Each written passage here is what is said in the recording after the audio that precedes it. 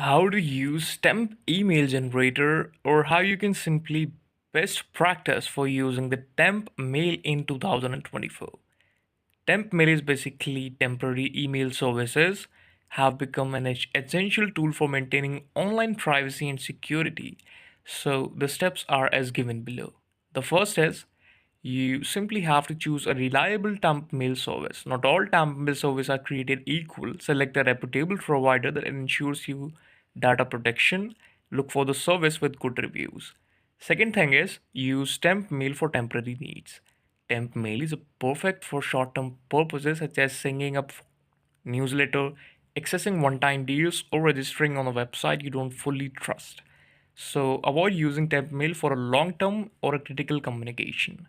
Avoid using temp mail for sensitive information. Don't share anything other than the policies of your country regarding the rules.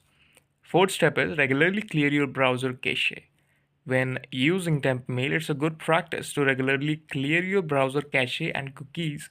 They'll help maintain your privacy and ensures that no residual data is left that could be exploited. Keep your mail temp anonymous. One of the main benefits of temp mail is anonymity. Don't link your temp mail address to your primary Gmail. This is the video. Thank you so much for watching it.